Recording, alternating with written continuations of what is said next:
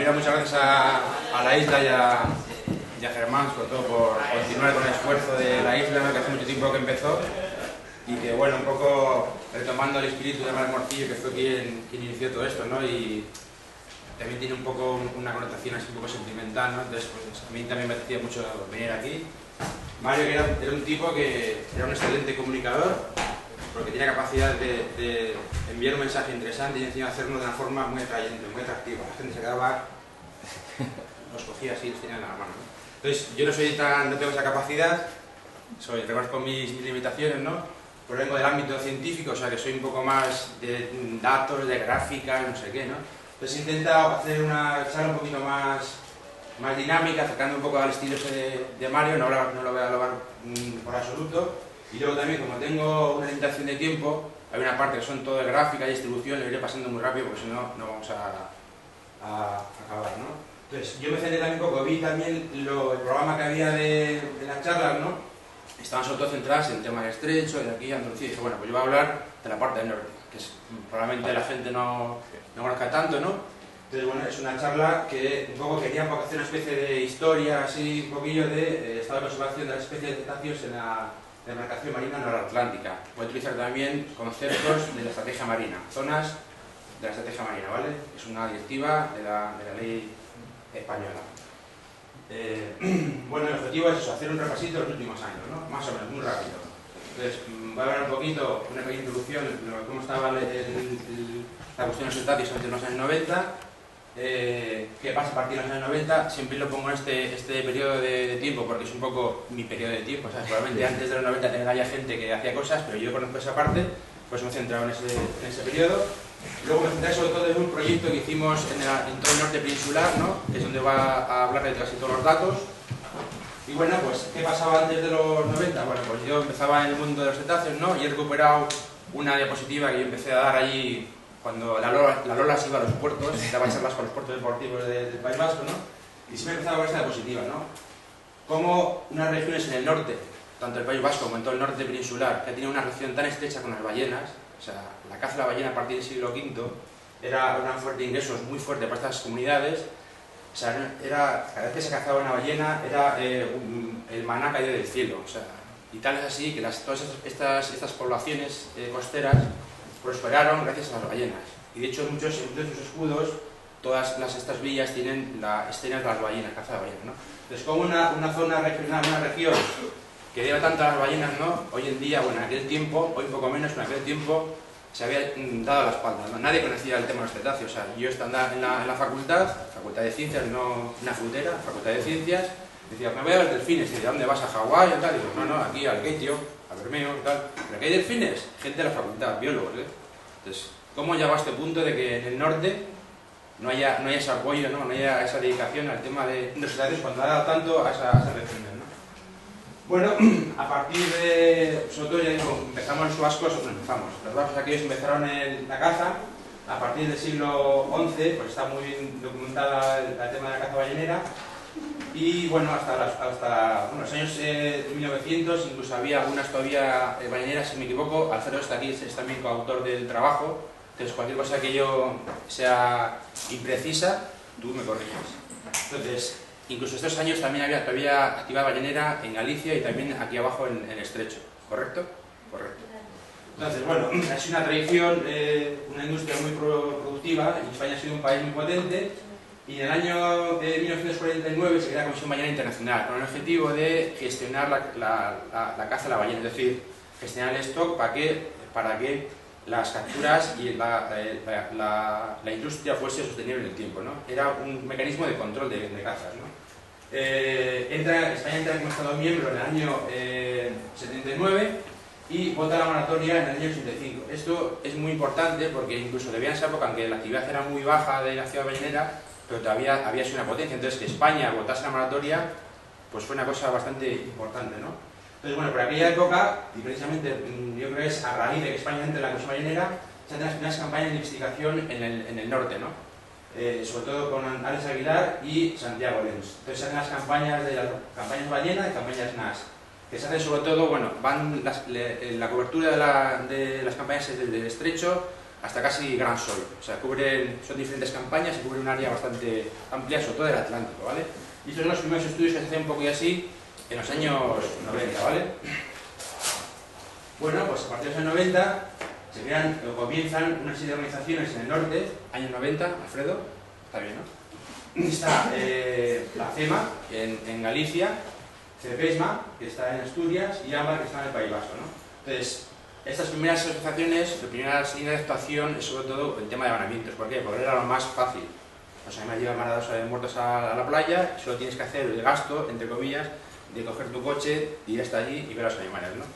Posteriormente ya se van consiguiendo algunas pequeñas financiaciones y se empieza a hacer ya estudios desde tierra, avistamientos desde tierra, y posteriormente va creciendo la cosa y se hacen también estudios desde embarcaciones. Es un poco la historia de estas organizaciones, aunque luego se ha ido ya mucho más diversificada, un tema potente de educación también, divulgación, concienciación.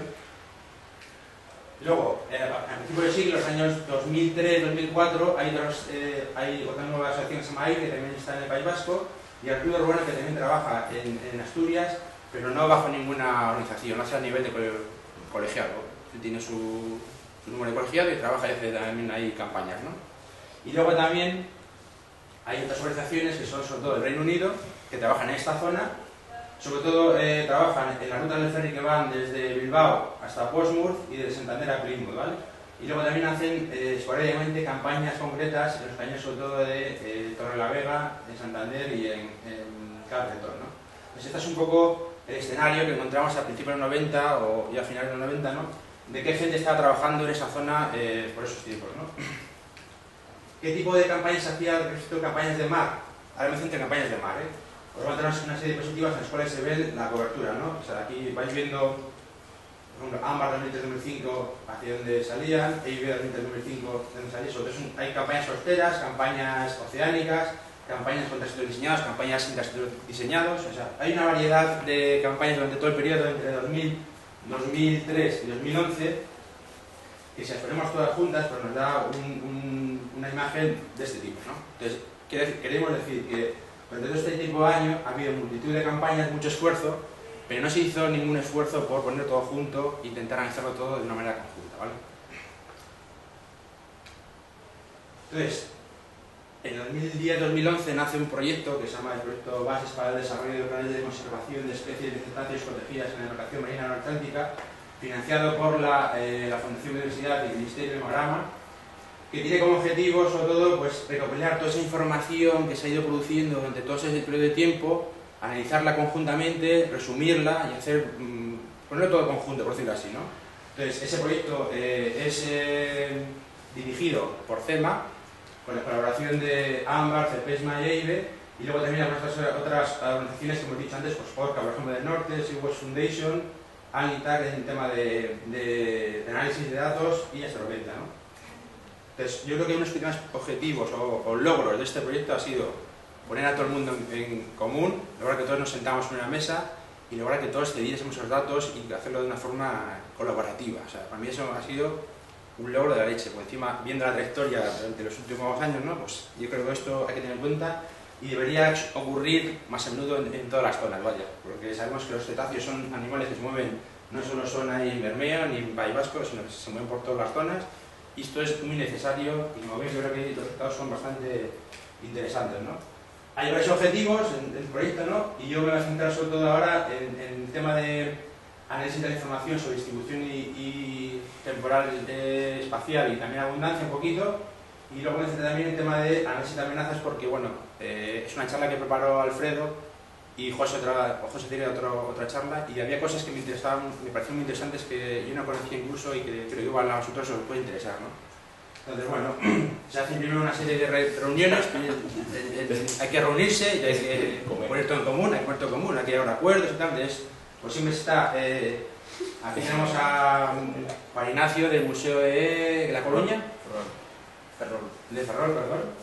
Iranchu de AMBAR, el señor mismo, Alfredo está aquí, Luis Laria, y aquí detrás está Nara, que ahora nos viene. Claro, siempre se hacen mejores acuerdos con un buen papel, una buena fábrica de Asturias, pues perfecto. Otra nueva reunión, se hacen más reuniones, sobre todo aquí quería agradecer al Museo de Cámara de Luarca, y al Parque de la Vida, que es Cepesma, y os invito a que si vais por el norte, en la parte de Lugarca, vais a visitarlo porque es muy interesante, ¿vale? Aquí ahora se ve Narda perfectamente, de acuerdo también. Otra reunión en Hondarribia, esta vez ya, pero una reunión de trabajo, es decir, cómo vamos a analizar esos datos, que análisis estadísticos, modelos, ¿vale? Todo eso un poco un trabajo más concienciuda. Claro, si hemos tomado favores en Asturias, aquí unas pochas de Tolosa no pueden faltar, o sea que, Muy bien, entonces, el producto de todo este proyecto se han hecho varios volúmenes, que son muy extensos, un volumen de cuestiones generales, un volumen de impactos y luego volúmenes específicos de especies interesantes, por ejemplo, la marsopa y molar, especies anexo 2, y luego un tercer volumen que incluía el resto de especies prioritarias para el Ministerio, ¿vale? Sobre todo grandes cetáceos. O sea que es un trabajo muy extenso. Vale, presenta aquí lo que es, si os acordáis esta diapositiva con todo el esfuerzo, lo que he hecho es intentar hacer una distribución temporal y espacial del esfuerzo, ¿vale? Porque lo vamos a hacer a tasa de encuentro y vamos a ver, un poco explicar la distribución espacio-temporal de las especies en esta zona, ¿no? Y he intentado hacer una especie de una división entre campañas costeras, que están en este marrón amarillito, y campañas oceánicas, en azul, ¿vale? Veis aquí las que son costeras y las azules. Si veis aquí hay una diferencia entre un azul oscuro y un azul clarito, ¿por qué? Porque claro, si vamos a hacer estudio espaciotemporal, hay unas campañas oceánicas en concreto, que estas de aquí, que son, no se ve muy bien, pero son el CODA que está por aquí, el SCANS y el Diver, que son hechas todas en julio. Entonces, si quieres hacer una distribución temporal y metes cosas de solo de julio, pues te va a introducir un poco ahí de error, ¿no? Entonces aquí están representadas. Veis aquí, por ejemplo, en azul oscuro y en azul clarito, en los meses o sea, solo es en julio donde hay una diferencia, ¿lo veis? El resto son iguales. Entonces, lo he puesto así para diferenciar también esa pequeña cuestión. Y luego también ponía ahí, el anterior era distribución en días de esfuerzo. Esto es igual, pero en kilómetros de muestreados, ¿no? Se ve aquí que la barra de diferencia con respecto a la etnográfica es mucho mayor. ¿Por qué? Porque justamente esas campañas que he dicho que son en julio son barcos mucho más grandes, que van a mayor velocidad y en un mismo tiempo recorren mucho más distancia, ¿vale? Daros cuenta entonces que esta cuestión de meter, cuando vas a hacer distribución temporal, meter campañas que son muy específicas en un mes concreto, pues te puede luego introducir errores, ¿vale? Y luego también he puesto un poco así, entre comillas, ves que en el costero hay durante todo el año, excepto en diciembre. Aquí no se ve en enero, pero hay un día, ¿vale? Entonces, estas zonas de aquí, los datos de tasa de encuentro, hay que también tomarlos un poco con... ¿Por qué? Porque son muy pocos días. Entonces, imaginaos aquí, por ejemplo, si aquí tenemos un día y vemos 2 o 3 avistamientos de mulares, la tasa de encuentro va a ser muy alta, ¿sabes? Es que solo tenemos un día. ¿Eso te sirve? Entonces, hay que tener en cuenta luego, a la hora de tener la distribución, pues cómo es también tu muestreo y de dónde vienen los datos, ¿no? Entonces, siempre ten en cuenta estos 2 meses, ¿no? Os voy a mostrar rápidamente las distribuciones espaciales y temporales de las especies más importantes, ¿no? Por lo cual, el blanco, aquí tenéis los varamientos, aquí en la izquierda los varamientos y en la derecha avistamientos, ¿vale? Vais a ver aquí que en los avistamientos hay una parte aquí de arriba, esto corresponde a las campañas del ferry, ¿vale? Que están incluidas en los mapas de avistamiento, pero no en los cálculos de tasa de encuentro. ¿Por qué? Porque los datos de esfuerzo aquí están un poco de aquella manera. Entonces, requeriría mucho tiempo organizarlos, entonces no están incluidos, ¿vale? Entonces, vale, y luego aquí también otra cosa que veis aquí, que va a haber siempre aquí una especie como de calva, como de falta de datos, y esto es debido a que nosotros estuvimos en contacto con la gente de Santander, del Museo de Santander, que es quien entonces llevaba el tema de varamientos, pero no, al final no quisimos hablar y no están. No quiere decir que no haya datos, o sea, hay, pero no están aquí representados, ¿vale? Entonces, por el blanco, sobre todo un animal, como es aquí, costero, ¿vale? Y aquí tenéis la distribución de los varamientos y los avistamientos, tasa de encuentro, ¿vale? El número de avistamientos por kilómetros agregados, ¿vale? Hay que decir también que cuando la tasa, esto es número de animales varados acumulados entre 2003 y 2011 por meses, ¿vale? Hay también que tener en cuenta una cosa, que en general en el Golfo de Vizcaya los temporales vienen del noroeste, ¿no? Entonces siempre, en teoría, en invierno, cuando los temporales son más fuertes, va a llegar más animales varados a la costa, ¿no? Entonces, a la hora de interpretar la distribución temporal, tener en cuenta ese efecto, ¿vale? Que es ese efecto que va a potenciar o va, en teoría, a favorecer que lleguen animales más varados, ¿ok? Bueno, pues el blanco, ya veis, bueno, pues una media de unos 5 animales aproximadamente todos los meses durante ese periodo, ¿no? Y como veis, la tasa de encuentro es un poquito más elevada que en las vallas costeras que las oceánicas, porque hemos dicho que es un animal costero, ¿vale? El dato, los picos aquí raros a lo de aquí, ya que tenemos siempre entre comillas, ¿vale? Si tenéis alguna pregunta o algo, creación o eso, me decís. Por lo cual común, no sé muy bien, que también hay herramientas en negro, es que es mucho más abundante, muchísimo más abundante, y sobre todo es oceánico, ¿eh? En cuanto a ornamentos, tampoco es un animal que para los... bueno, aquí también faltan algunos ornamentos de estos últimos años, que ha habido relativamente algunos más, ¿no? Pero pese a ser un animal relativamente abundante, lo que es en aguas profundas, no hay muchos varamientos para lo que es más, por ejemplo, casi igual que los coles aliblancos, ¿no? O sea, es una cosa muy curiosa. Y como veis, aquí claramente se ve aquí que es un animal oceánico, da se encuentra mayor en las capas oceánicas, y es poco costero, y aparece un poco más en la costa, en teoría, a finales de verano, ¿vale? Se acerca más a la costa, ¿ok? Lo cual veis que hay 4 puntitos, no hay apenas orcual norteño, un poco. De firmular está muy distribuido a lo largo de toda la costa, ¿vale? Veis aquí también que hay muchos avistamientos. Varamientos, ya veis que el número de varamientos medio por mes es más elevado, ¿no? Y hay aquí 2 picos que no sé muy bien a qué podrían ser debidos, igual tú puedes encontrar algo, pero bueno, aparentemente es complicado luego... El pico de abril coincide con el pico de varamientos y en esta especie destaca el pico de diciembre, que no coincide con ninguna otra especie. Claro, entonces, en esa distribución también a veces, no sé si también a veces los picos pueden coincidir en especies que son más sensibles a la captura accidental y tienen algo que ver, no lo sé. En algunas especies podría ser una forma de interpretar más o un factor más a tener en cuenta a la hora de interpretarlo. Por ejemplo, el de diciembre puede estar relacionado con eso que dices. Por eso, entonces esa información de los varamientos siempre tratarlo con cautela, pero da mucha información, ¿vale? En cuanto a la distribución de tasa de encuentro, a ver, estos picos de aquí, es lo que digo yo, creo que se hizo un día solo en diciembre, que son nuestras campañas, solo un día, y había 7 avistamientos. Entonces, vale. Bueno, pues ya veis que es como más presente a finales de invierno, principios de primavera, ¿no? Y luego va un poco descendiendo, pero eso tampoco es muy elevado. Y es un poco más frecuente contarlo en zonas costeras. La gráfica o la curva amarilla de costera está por encima, ¿vale? Ligeramente. Delfín común es la especie más abundante, creo que en la zona, ¿no? Aquí hay 2 picos muy claros en invierno, que esto es porque hay más presencia o porque por el tema también de la... No se sabe muy bien, es que es complicado interpretar. A ver, ahí sin representar los temporales te coincide la gráfica con eso, pero lo que no coincide muy bien es en los meses. Igual los temporales, imagínate, son en enero, claro, y el pico de varamientos es a partir de... Porque hay un desfase igual entre lo que es la muerte, ¿no? Y el tiempo que tarda, ¿no? No, posiblemente, bueno, eso sí también puede influir, pero posiblemente haya una entrada de delfines comunes hacia la costa en esas fechas.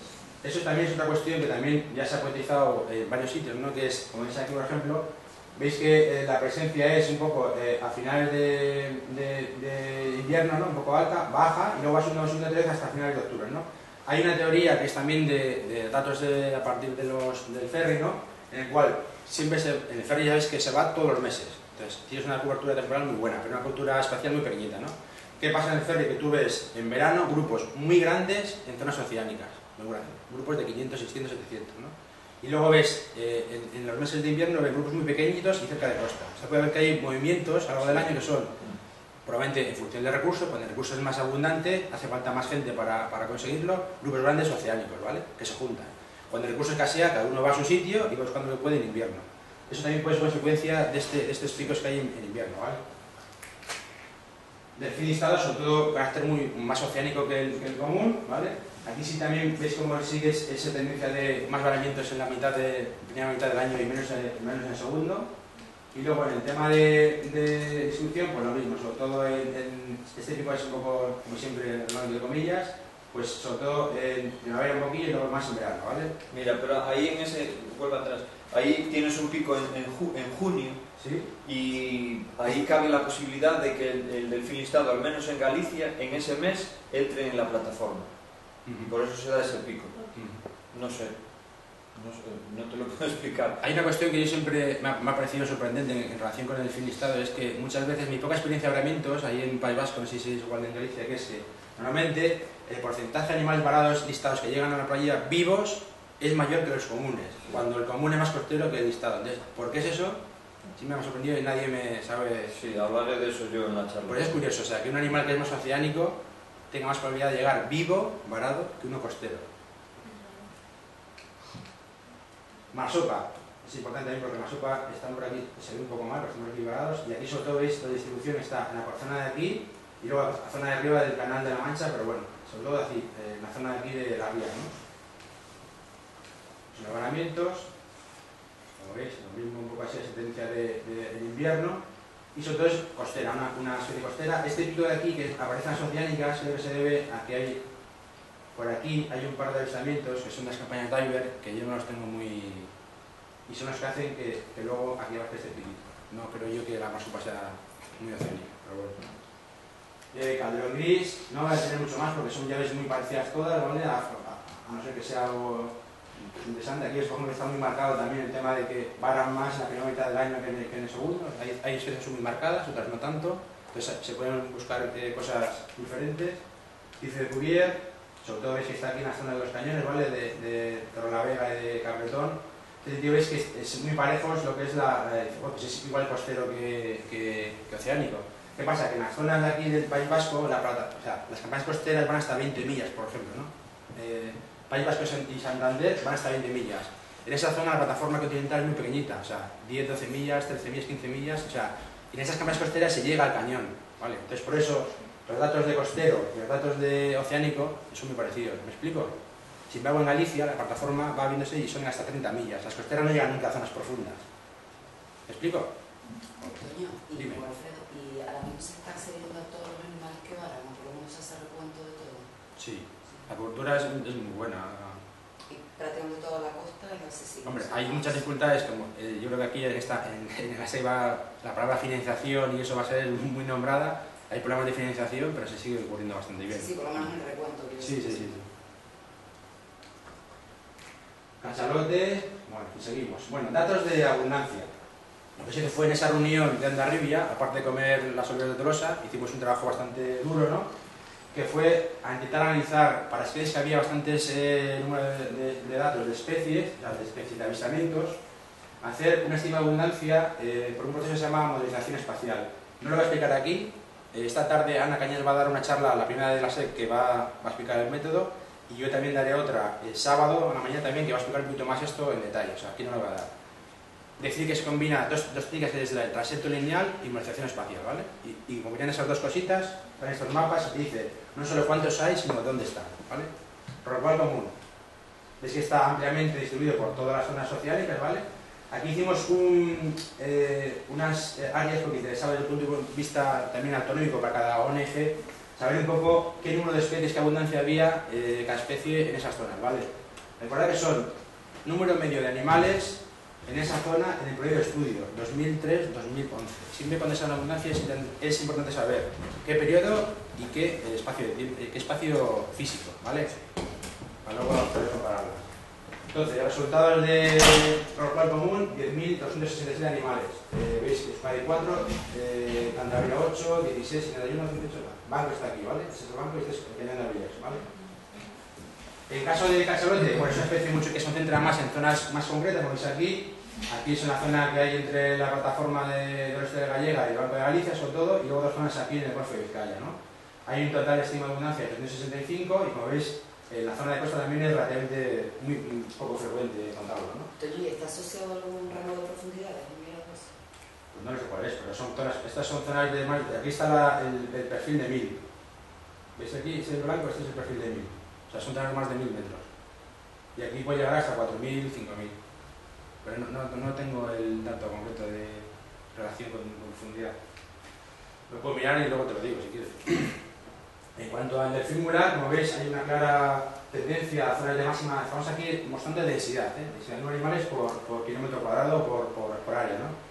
La estima total son 10.867 y, como veis, hay una tendencia aquí que haya un número mayor.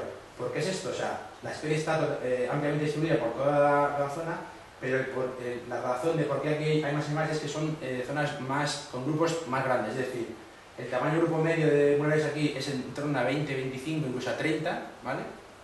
Avanzando estos grupos de hasta 200 animales.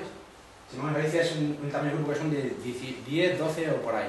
Entonces, Los grupos están por todo el sitio distribuidos, pero aquí son grupos más grandes, ¿vale? Por eso el efecto de la densidad es mayor aquí.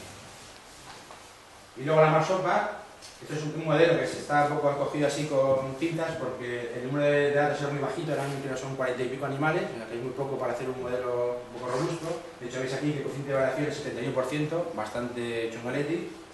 Pero bueno, la estima es una estima, espacialmente se ajusta muy bien a lo que es la distribución de los datos, ¿vale?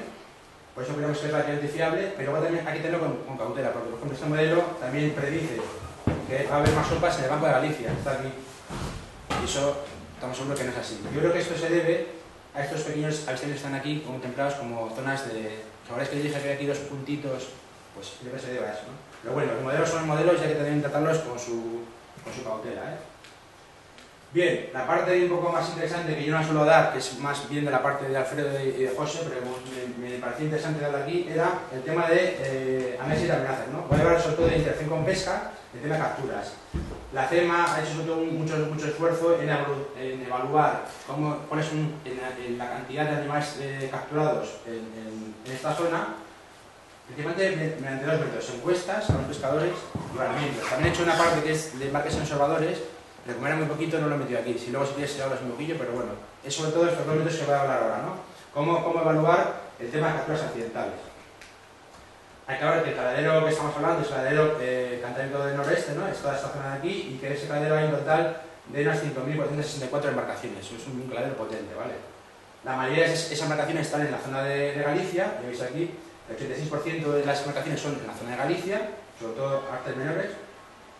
Y luego en Asturias ya baja la cosa de la presión, o la cantidad de barcos hay en Asturias, el 7,2%, en Cantabria un 2,6% y en Euskadi un 4,2%. O sea que casi toda la presión pesquera está en Galicia, como ya sabemos por otro lado, pero bueno, hay que ponerlo en datos, ¿no? En la encuesta que se hizo a los pescadores, ¿no? Tenía varias partes, ¿no? Es una primera parte en la cual se hacían preguntas sobre la información general, pues qué tipo de pesca utilizas, cuándo vas, cosas generales, ¿no? Una parte que era sobre todo de identificar especies y reconocían ellos las especies que ven. Tú ves, había una ficha con unos dibujos, dime de qué especie reconoces, esta, ¿cuál es? Un poco de conocimiento de esa gente del medio, una serie de preguntas sobre capturas accidentales, si caen o no caen, cuándo caen, qué número caen, y una parte que era un poco más relacionada con el tema de cuestiones medioambientales, ¿no? Yo me voy a centrar sobre todo en la parte esta de capturas accidentales. Bueno, resultados. Como veis, se hicieron un total de 1.274 encuestas que relacionan al total de marineros censados en aquella época. En total, un 5% de la gente que trabaja en la mar fue encuestada. O sea, es bastante representativo. Es un esfuerzo muy amplio y muy grande que se ha hecho en el tema de las encuestas, ¿no? Resultados, por ejemplo, ¿cuál es la percepción del sector pesquero de los cetáceos? Bueno, pues un 45,1% piensa que son perjudiciales. ¿Por qué? Porque espantan a la pesca, ¿vale? Porque rompen y dañan las artes, y porque aquí veis que no sé si se ve bien, por ahí hay un agujero en esta red, y eso es un daño económico para el pescador, ¿vale? Tienen que regarla y eso cuesta dinero. Y también porque les comen los peces, ¿no? Veis aquí que está un pez que está, bueno, solo queda la cabeza, y aquí veis los puntitos que hay en el mismo disco, ¿no? Es decir, que no solo los pescadores también hacen daño a los cetáceos, sino también los cetáceos perjudican a la pesca. Entonces hay que tener en cuenta esos dos puntos de vista a la hora de tomar luego cuestiones de conservación, porque si no van a chocar y no se va a avanzar. Entonces hay que tener en cuenta también siempre las dos vías de interacción, ¿vale? Luego, eso también incluso tenemos una idea que los pescadores siempre son malos, tenemos que todo hay que matarlo y tal, que muchos son así, pero curiosamente también hay un 29%, casi un 30% que dice que son beneficiosos. ¿Por qué? Porque indica la pesca, que ciertos tipos de pesca, por ejemplo, yo en País Vasco sí que he reconocido que me han dicho que, por ejemplo, la pesca del bonito sí siguen, por ejemplo, los soplos de las ballenas, porque si hay soplos de ballena, abajo hay pez pequeño, y ese pez pequeño luego hay también atún y come pez pequeño. O sea que en ciertos tipos de pesca también los pescadores utilizan los delfines de forma positiva. Les dicen dónde está el pescado, ¿vale? Y otros incluso que también a veces dicen, no puede ser, dice, la gente es que le gusta, o sea, hay pescadores que le gusta que le hacen compañía, o sea, que son también humanos y que como todos tienen sentimientos, ¿vale? Entonces, en cuanto a datos de capturas accidentales, el 66% manifiesta que se producen capturas accidentales en su trabajo diario, ¿no? Aquí veis, por ejemplo, que es un caladero común, que es un arte de cerco, ¿no? No, es arrastre. Arrastre. Arrastre por arrastre lateral, entonces. Porque es una pareja, pero recoge un barco solo. Pareja, vale. Bueno, es de arrastre. Luego, una cosa que era interesante era que cuando si los animales cuando salen capturados estaban vivos o estaban muertos, ¿no? Bueno, pues en un 60% los animales estaban muertos y sobre todo el arte que más tenía incidencia de muertos de mortalidad era el enmalle, ¿vale? Sin embargo, el 40% parecían vivos y el arte en el cual los animales una vez capturados se podían volver a liberar era el cerco. El 80% de los animales que quedan capturados en el cerco luego se liberan.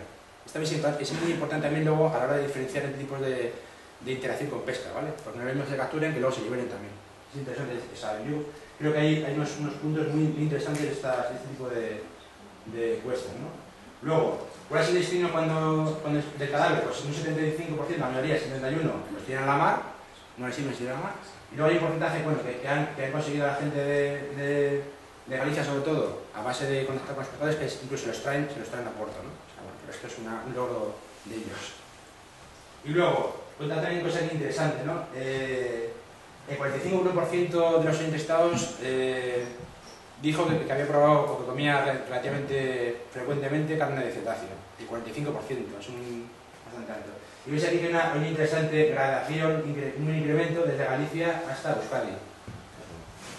O sea, ves que los vascos somos todavía unos asesinos. Pero bueno, no. Parte decían que ellos comían cuando se cazaba ballena, que también comían cuando estaba la industria ballena, parte se decía que era cuando haya un animal que captura accidental, que también lo aprovechan, y parte son que captura directa. Cada vez es menos la captura directa, pero todavía, por ejemplo, esta es una foto que hizo José Leufé en Santander, y ves aquí tiene lo que es la punta de un arpón para cazar delfines. Muchos antes lo llevaban a la proa justamente, o sea, estaba a la vista, lo llevaban a la proa, y ahora la gente ya no lo lleva en la proa, pero algunos todavía lo utilizan, ¿no? Y el País Vasco, de mi experiencia aquí es que en casi todos los puertos del País Vasco, puertos pesqueros, la gente que tiene familia con pescadores ha probado el delfín. Es una cuestión también a tener en cuenta y cultural. Vale, en cuanto a las capturas accidentales en datos, ¿no? Había una pregunta en concreto que decía cuántos animales habían caído y en qué época del año, ¿no? Bueno, aquí tenéis los datos de Galicia, ¿no? Por la arte de pesca. Entonces, esto sería el cálculo que llega aquí para hacer esta estima, si no estoy mal, Alfredo, me comentas. Estos son el número medio, o sea, mínimo y máximo de animales capturados sumando todos los que han dicho aquí los entrevistas. Es decir, si hay 29 entrevistados, cada uno dice, bueno, ¿cuántos caen al año? Dice, pues uno 5, otro 6, 7. Bueno, pues esos se suman, ¿vale? Un número exacto te da un rango y tienes un rango, ¿vale? Haces un cálculo medio, esto no, lo sumas. Hay muchos te dicen entre 10 y 15. Por eso hay un rango aquí. Por eso hay un rango, eso es. Entonces, ¿cómo se llega a este número? Bueno, esto se suma, se divide entre 2, ¿vale? Y ese número de capturas medio se divide entre el número de entrevistas. Y ese número de capturas por entrevista se multiplica por barco. O sea, se está interpretando que cada entrevista es de un barco. Pero en realidad no es así. Porque ese dato no se ha cogido. Por lo menos José me dijo que no es así. No está confirmado. Por tanto, puede haber aquí ya hay una pequeña sobreestimación, ¿vale? También me dijo José que esto fue un análisis muy preliminar, que hay otras formas de analizar también estos datos para hacer unas estimas un poco más precisas, ¿no? Pero lo digo porque a mí, por ejemplo, personalmente, sin tener la experiencia que tienen ellos en el tema de varamientos, me parecen unas estimas un pelín elevadas, ¿no? Es que hay que también intentar saber por qué. ¿Ves? Alfredo dice que no. Entonces, es una cuestión también de... Yo solo me ciño a los datos y luego hay también la percepción personal que tienes tú en el día a día, lo que te dice si es elevado o no, ¿vale? Entonces, bueno, como veis, datos de... Os he explicado cómo se ha calculado, ¿no? En Galicia, estos son al año. 2.566 animales varados de todas las especies al año, que es bastante, ¿no? En términos porcentuales ya veis que los artes que más afectan sería el arrastre, artemones y cerco. Son los tres artes que más afectan a la captura accidental. En Asturias tenemos una estima de 251 animales varados al año por capturas accidentales y sobre todo es en arrastre y artes menores. Varados no, capturados. Capturados, perdón. En Cantabria estamos hablando que son 90, o sea, va a disminuir el número de animales capturados y también se varía un poco, ya no es arrastre ni cerco, sino es cerco y palangre, cerco y rastros y volandas, el porcentaje mayor, ¿vale? Y luego en el País Vasco son 114 y es otro cerco y palangre. A mí este dato también me ha sorprendido porque palangre no sé muy bien a qué arte significa y cómo el palangre puede tener captura accidental. Me parece un poco sorprendente. No sé si es una falta de interpretación de qué tipo de pesca. Muchos animales de palangre no es que queden atrapados en el anzuelo, sino que se lían con el palangre. Mueren liados con el palangre. ¿Entiendes? O sea, tocan el palangre por algún motivo y se enredan y ya se lían. Me parece curioso este dato, de acuerdo. ¿Y el Bien. cero es porque no existe ese tipo de ¿Aló? test? Ah, El cero es porque no existe ese tipo de test Sí, de porque- individual. Claro, ahí no se... El arrastre no hay arrastre. correcto, eso es. O sea, que la variación no es porque haya más o haya menos, sino porque ese arte no se emplea tanto en esa zona. Claro. Eso es lo que no Es entiendo. una conjunción, claro, o sea, tú tienes que luego valorar, o sea, el número de barcos que hay de ese arte y el número que hay también de animales capturados, o sea, hay que luego relacionarlo, evidentemente. Ahí son datos totales de cada arte, ¿vale? Lo que es que tampoco tienes que ver si hay un barco, una pareja de arrastre o hay 40 barcos, luego para distribuirlo entre la flota en total, no sé si me explico. Ahí son animales totales, por arte, no por barco. ¿Me explico? Quisiera un resumen un poco de los animales capturados totales en un año en todas las zonas, ¿vale? Y veis que en toda la demarcación atlántica rondan 3.000 animales al año, todas las especies, ¿eh? En cuanto a las especies, voy más rápido. En Galicia, delfín común sobre todo, ¿vale? En Asturias, delfín mular sobre todo y marsupa común. En Cantabria, delfín común y delfín mular. Euskadi, delfín mular. Y esto me parece también bastante llamativo. Ballenas. Porque tampoco hay varamientos de ballenas, no hay muchos varamientos de ballenas, tampoco, me parece un poco, no sé qué arte puede ser, me ha parecido curioso, no lo sé, si tú tenías alguna explicación a... Ahí había gente que comentaba, incluso pues, pero no sé si están metidos aquí esos datos, de colisiones en la pesca de la que chocan, ¿no? Sí. Puede ser. Pero no sé si están metidos ahí. Vale, hemos visto ahora que es el tema de encuestas, ¿no? Vale, vamos a ver otra forma de estimar la captura accidental, que es por varamientos. Este es un trabajo que ya no es una encuesta, es de una interpretación y tal, no, es un trabajo más rápido, ¿no? Es de investigación. O sea, en base a mucha experiencia, ellos tienen varamientos de media de 230 varamientos al año, o sea, tienen mucha experiencia, y hay guías, existen guías en las cuales te pueden decir cuáles son los indicios que te dicen que ese animal ha sido capturado accidentalmente, ¿no? Entonces, con la teoría y la práctica puede llevar a cosas muy interesantes. Puedes, por ejemplo, discernir cuando esas marcas son de, por ejemplo, cuando el animal ha varado y ha dado vueltas con las rocas y ha hecho marcas con las rocas, o cuando esas marcas son, por debido a que ellos interaccionan entre sí, estos son dientes, ¿vale? de la especie, porque la distancia entre las líneas son muy iguales. Tú sabes cuál es la distancia de una mandíbula de un difícil común. Esto es una marca de una mordedura, ¿no? Y saben diferenciar esas marcas de otras de aquí, que realmente son capturas accidentales. Aquí ves que son marcas, estas de aquí y estas de aquí son todas. Aquí ves, por ejemplo, que son, no sé muy bien, pero son marcas de delfines de los dientes y son marcas de arrastre, ¿vale? Arrastres, ¿no? Es lo que ponía aquí en la diapositiva, arrastre. Sí. Entonces, ellos ya son capaces ya de saber identificar esas marcas, incluso decir qué aparejo es o qué arte de pesca es, ¿sabes? Conocen los artes, los aparejos, la luz de la malla y saben decir si este es de arrastre, si este es de malla, o sea, es un nivel ya muy elevado, ¿no?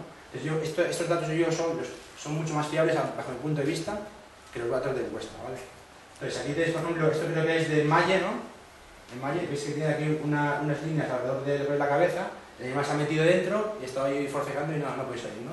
Y también tiene aquí algunas. Entonces estas señales ellos saben decir si son de accidental o no. A veces que el animal no tiene ninguna señal aquí, ¿no? Pero tiene otra serie de señales que también os pueden indicar que es captura accidental. Cuando cae, sobre todo, lo que hacen es, suelen hacer unos pescadores un cabo a la cola, ¿no? Lo suben y luego cortan el cabo y lo tiran al mar. Entonces, otro indicio de que ha sido captura accidental, ¿vale? Otro indicio, descortan las aletas, plic, ¿vale? Estas marcas no son de captura, es un neonato, es una cría que tiene marca de nacimiento. Estos son datos de este periodo de tiempo, ¿vale? Entre el 90 y 2011, perdón. Número total de varamientos por especie acumulado, y esto es el porcentaje de ese total que se debe a captura accidental, ¿vale? Bien, aquí he hecho un pequeño... Claro, porque hay que saber, cuando dices tu captura accidental, ¿esto qué supone con relación a la población? ¿Es mucho? ¿Es poco? ¿Nos preocupamos o no nos preocupamos? He hecho aquí un pequeño ejercicio que es, teniendo en cuenta la abundancia que hemos estimado por el método de medición espacial, o sea que es un ejercicio, ¿vale? Vamos a ver, calcular cuántos animales hay por año, ¿vale? Y vamos a ver esos animales por año, cuánto suponen de la estima de abundancia en la zona de Galicia. Estamos hablando de Galicia, ¿vale? Pues supone un 1,2%. ¿Y eso es mucho o es poco?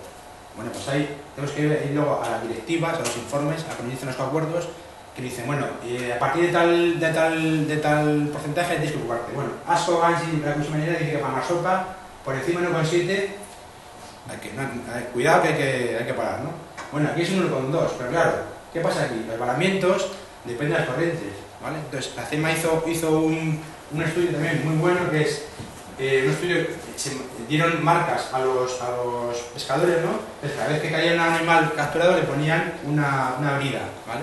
Y luego veían qué porcentaje de animales con brida llegaban a tierra y cuántos no, ¿vale? Aquí tenéis, por ejemplo, algunos casos de zonas donde se han marcado, lo de rojo es que han marcado aquí, se ha capturado accidentalmente, el pescador lo ha marcado con la cola y lo ha tirado a la mar, ¿vale? Y ha aparecido aquí, ¡pum! Vale, aquí también, entonces... Muerto ya, coño. Sí, muertos.